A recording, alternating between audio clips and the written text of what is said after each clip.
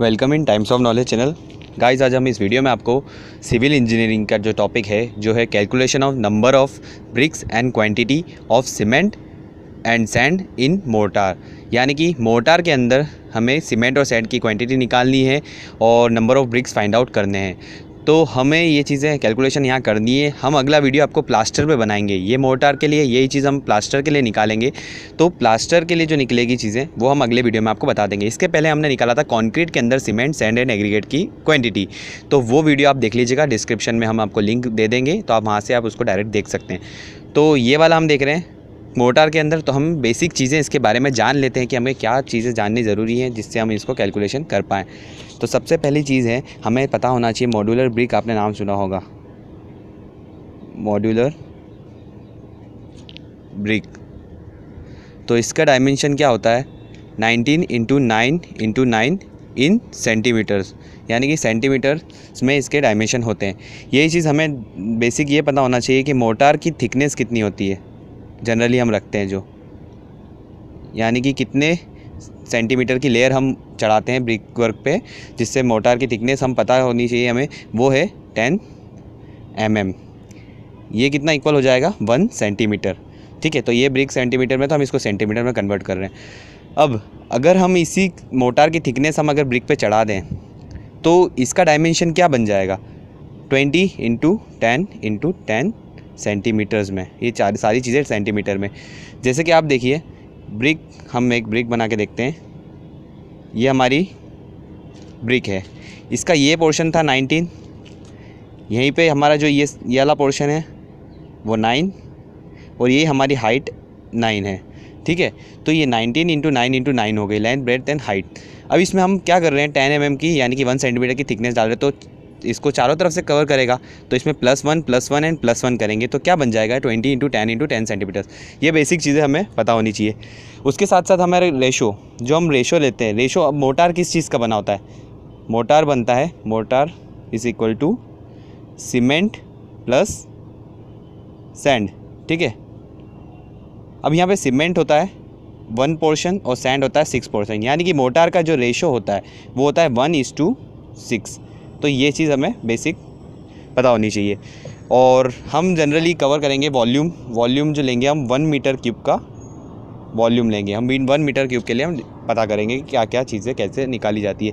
अब उसके अलावा अब अगर इसको कन्वर्ट करना चाहे तो मल्टीप्लाई करते जाएंगे, तो 2 के लिए, 3 के लिए, 4 के लिए निकल जाएगा। तो अब हम स्टार्ट करते हैं 1 मीटर क्यूब के लिए कैलकुलेशन।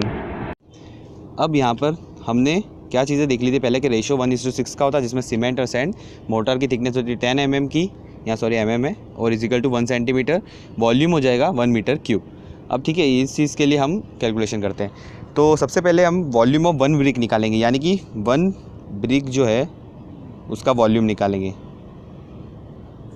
तो कैसे निकलेगा, जैसा मैंने बताया था आपको 19 × 9 × 9 था, तो 19 × 9 × 9 को हमने क्या करा था 20 × 10 × 10, क्योंकि उसमें मोर्टार की थिकनेस हमने चढ़ा दी, यानी मोर्टार, उसके ऊपर लेयर मोर्टार की आ गई थी। तो देखिए, अब उसके बाद हम इसमें अगर मल्टीप्लाई हम वॉल्यूम निकालेंगे तो हम इसका डायमेंशन से मल्टीप्लाई करेंगे। तो अब इसको कितने किस चीज़ में था, ये सेंटीमीटर में, हम वॉल्यूम निकाल रहे 1 मीटर क्यूब में, तो कन्वर्ट करते जाएंगे। तो सेंटीमीटर को मीटर में कन्वर्ट करेंगे तो 0.20 × 0.10 × 0.10 से हम इसका वॉल्यूम निकालेंगे।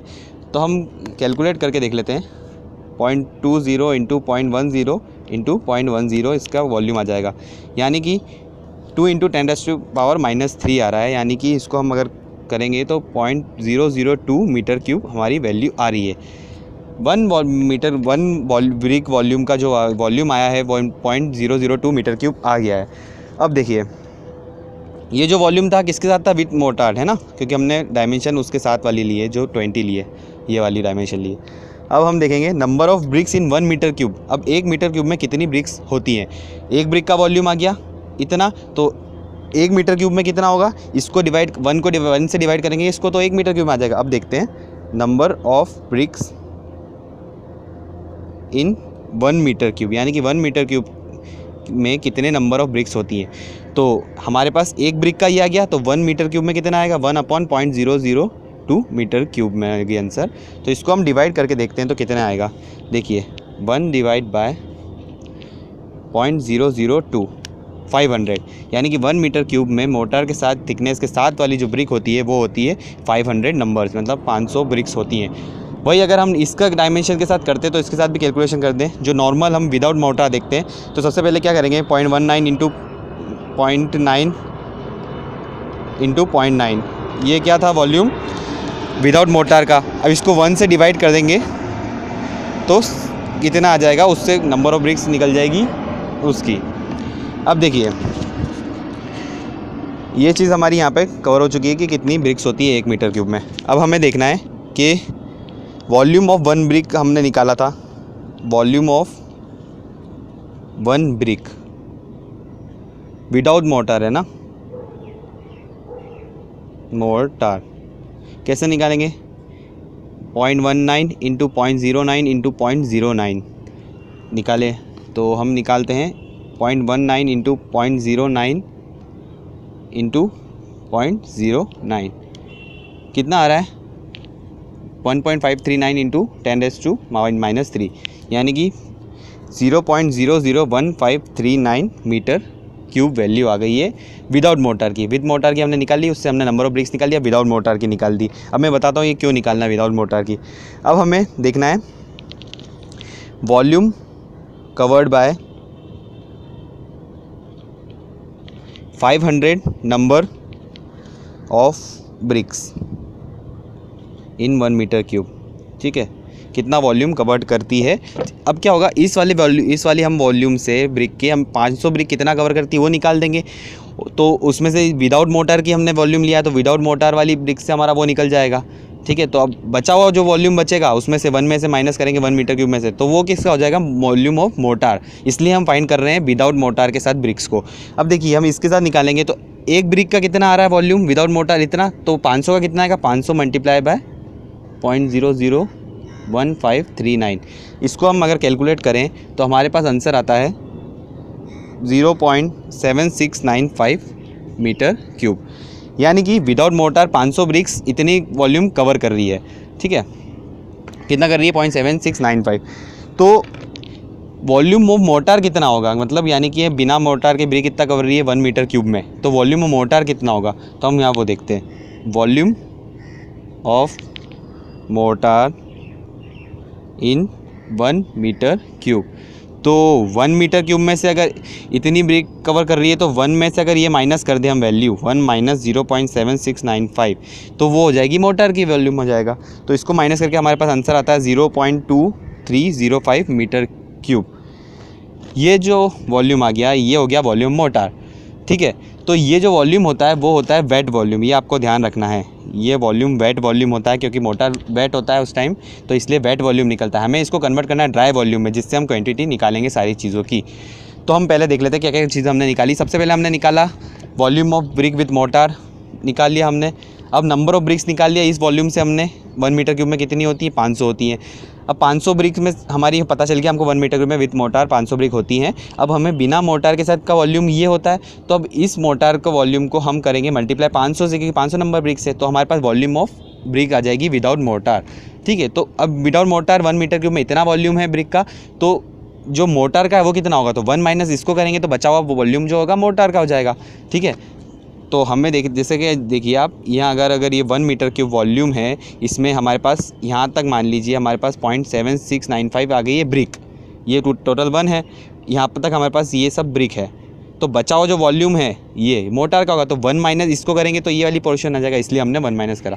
अब देखिए volume of mortar in 1 metre cube, तो 1 माइनस इसको वैल्यू निकाली तो इतनी आ गई। ये जो है वो वेट वॉल्यूम है। अब हमें इसको कन्वर्ट करना होगा ड्राई वॉल्यूम में।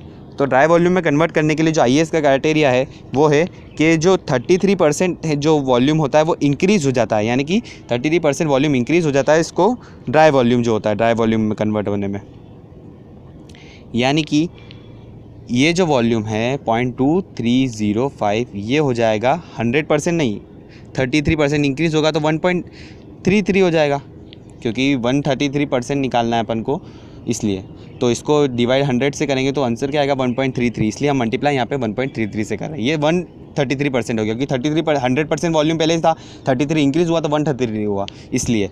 अब उसके बाद हमारा इसको कैलकुलेट करने पे क्या वॉल्यूम वैल्यू आएगी, वो आएगी 0.06 मीटर क्यूब, यानी कि मोटर का जो ड्राई कंडीशन में वेट है वो है, वॉल्यूम है वो है 0.306 मीटर क्यूब। अब हमें निकालना है quantity of cement and quantity of sand. ये अब लास्ट स्टेप है, इसके बाद ये सॉल्व हो जाएगा। तो हम उसको अलग अलग बैग्स और क्यूबिक फिट में और इन सब में वैल्यू में निकालते हैं। अब हमें क्या निकालना है, सीमेंट एंड सैंड की क्वांटिटी। ठीक है, सीमेंट और सैंड की क्वांटिटी। हमने क्या फाइंड करा था पिछली बार कि हमारे पास जो वॉल्यूम ऑफ ड्राई कंडीशन में वॉल्यूम से था, जो ड्राई कंडीशन में वॉल्यूम था, ड्राई कंडीशन में मोटार का वो था 0.306 मीटर क्यूब। इसी से हम निकालेंगे अब सारी चीज़ें। देखिए अब रेशो क्या था हमारे पास, 1:6, 1 था सीमेंट और 6 था सैंड। इससे हम सारी चीज़ निकालेंगे। तो सीमेंट का सबसे पहले निकालते हैं, 0.306 मल्टीप्लाई बाय 1 जो इसका रेशो है अपॉन टोटल 1 + 6 = 7, वो 7। इसको हम ये निकालेंगे तो हमारा आंसर आ जाएगा मीटर क्यूब में। ठीक है, निकाल लेते हैं। 0.306 मल्टीप्लाई बाय 1 तो वो यही रहेगा, डिवाइड बाय 7 करेंगे तो 0.043 मीटर क्यूब। अगर यही चीज़ सेम चीज़ जो है इसको हम अब हमें पता है उतनी चीज़, हमने वैसे वीडियो में पिछले वाले में बताया था, जो वो डेंसिटी होती है सीमेंट की वो होती है 1440 और सैंड की होती है डेंसिटी 1450 से 1500 होती है। तो हमने 1450 लेनी है। ठीक है, ये आप ध्यान रखिए, पिछले वीडियो में बताया था, इस वीडियो में भी आपको बता देते हैं। तो अब हमने ये निकाला मीटर क्यूब में, अब हम केजी में निकालेंगे तो हमको इसी चीज़ से डेंसिटी से मल्टीप्लाई करना होगा। तो 0.306 × 1/7 × 1440, इसको हम कैलकुलेट करके देख लेते हैं। तो 0.043 मल्टीप्लाई बाय 1440, आंसर आ गया 61.92 kg, यानी कि 62 kg समथिंग। तो 62 kg ये हो गया केजी में, ये हो गया मीटर क्यूब में। अब अगर कोई कहे कि हम नंबर ऑफ़ बैग्स निकालें तो 1 बैग में ऑफ सीमेंट में कितना केजी होता है, 50 kg। ठीक है, तो 62 kg हो गया। तो इसको 62 को हम 50 से डिवाइड कर देंगे तो कितने बैग्स आ जाएंगे, नंबर ऑफ़ बैग्स। तो number of bags is equal to 62/50, divide कर लीजिए। 62 डिवाइड बाय 50, 1.24 बैग्स, यानी कि 1.24 बैग्स हमें सीमेंट लगेगा इस रेशो में निकालने में। ठीक है, अब यही चीज़ आप देखिए सैंड के लिए। सैंड के लिए क्या करना है, हमें सेम वही चीज़ करनी है। 0.306 इंटू कितना वॉल्यूम, कितना रेशो है इसका, 6 है, 6 लेना है, अपॉन में टोटल करना है, इसको मल्टीप्लाई करना है। तो हम कैलकुलेट करके देखेंगे तो क्या आएगा, 0.306 multiply by 6 divide by 7, answer I है 0.262 kg में आंसर आया। ठीक है, अब हमें निकालना है केजी से CFT में। ठीक है, तो मैंने पिछली बार आपको एक चीज़ बताई थी, अगर केजी टू CFT करना हो हमें तो मल्टीप्लाई करना, आपको एक चीज़ याद रख लीजिए डायरेक्ट कैलकुलेशन के लिए 35.3147 से मल्टीप्लाई करना है।